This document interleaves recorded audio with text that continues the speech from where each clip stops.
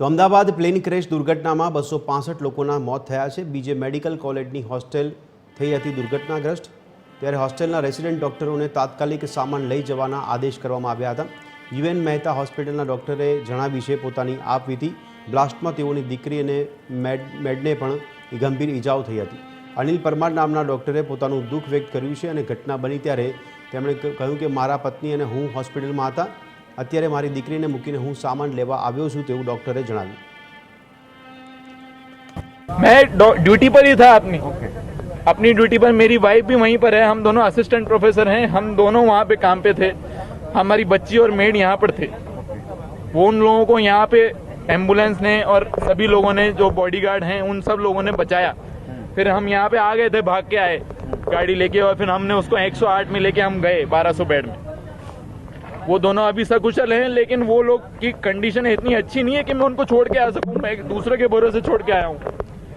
समझिए आप, मेरी इतनी सी गुजारिश है कि हमको थोड़ा सामान निकालने का समय दिया जाए। ऐसे एकदम नहीं निकाल दें, हम नहीं कर पाएंगे इतना सारा सामान, एकदम बहुत मुश्किल है। थोड़ा सा इंसानियत रखें, थोड़ा सा समय हमें दें, थोड़ा सा हमें बस टाइम चाहिए। हम चले जाएंगे, हमको बस सामान शिफ्ट करने के लिए थोड़ा सा वक्त दीजिए प्लीज़। જે રીતે એક બાદ એક સમાચાર સામે આવી રહ્યા છે, જે બિલ્ડિંગની આસપાસ વિમાન ધરાશાયી થયું હતું અને જેના કારણે બિલ્ડિંગમાં ભારે નુકસાન થયું હતું। તે બિલ્ડિંગમાં જે ડોક્ટરો રહેતા હતા તે ડોક્ટરો અત્યારે હાલાકી ભોગવી રહ્યા છે। આજે આપણે દ્રશ્યો જોઈ શકીએ છીએ કે તે પોતે યુએન મહેતા હોસ્પિટલના ડોક્ટર છે અને તેઓને તાત્કાલિક ધોરણે પોતાનો ઘરનો સામાન લઈ લેવા માટે તંત્ર દ્વારા જણાવવામાં આવ્યું છે। તેમની પોતાની દીકરી અને તેમના ઘરમાં કામ કરનાર મેડ, તે બંને વ્યક્તિઓને આ કેસ વખતે આ ઈજાઓ પહોંચી છે। ગંભીર ઈજાઓ પહોંચતા તેમને સારવાર માટે ખસેડાયા છે અને તેઓ માંગી રહ્યા છે સમય તંત્ર પાસે, કારણ કે તેઓનો સામાન ફેરવવો હોય અને તેમના પત્ની પણ ડૉક્ટર છે અને હાલની સ્થિતિ આપણે વાત કરીએ તો તે અત્યારે જે રીતની મુશ્કેલી ભોગવી રહ્યા છે તેઓ એક જ વસ્તુ કહી રહ્યા છે કે તંત્ર અમને 2 થી 3 દિવસનો સમય આપે જેથી કરીને અમે અમારો સામાન અહીંયાથી ફેરવી શકીએ।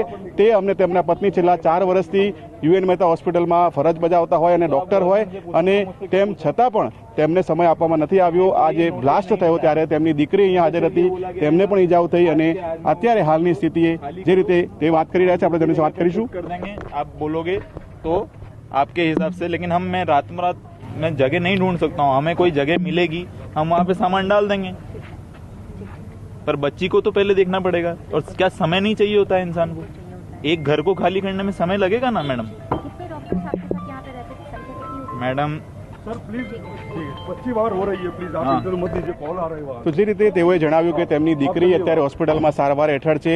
હવે તે પોતાની દીકરીને સાચવે કે પછી અહીંયા પોતાના ઘરનો સામાન ફેરવે, અનેક પ્રશ્નો છે। આ દુર્ઘટના પાછળ જે રીતે લોકો હાલાકી ભોગવી રહ્યા છે અને અત્યારે હાલની સ્થિતિએ પણ ત્યાં આ જે બિલ્ડિંગ હતી કે જ્યાં ડૉક્ટરો રહેતા હતા તે ડૉક્ટરો પણ અત્યારે મુશ્કેલીમાં છે અને અત્યારે આપણે જોયું કે તેમને એમ્બ્યુલન્સની અંદર પોતાનો સામાન લઈ જવો પડી રહ્યો છે, કારણ કે તેમને તંત્રએ ગણતરીના કલાકોમાં સામાન લઈ જવાનું કહ્યું છે અને એક તરફ તે પોતાની દીકરી જે સારવાર હેઠળ છે તેનું ધ્યાન રાખે કે પછી સામાન ફેરવે, તે ખૂબ જ મુશ્કેલીમાં જોવા મળી રહ્યા છે। તે માંગ કરી રહ્યા છે કે તેમને સમય આપવામાં આવે અને આ પરિસ્થિતિ આ દુર્ઘટના બાદ જોવા મળી રહી છે। કેમેરા પર્સન નીતિન બગડા સાથે ભાવેશ રાજપૂત, TV 13 ગુજરાતી, અમદાવાદ।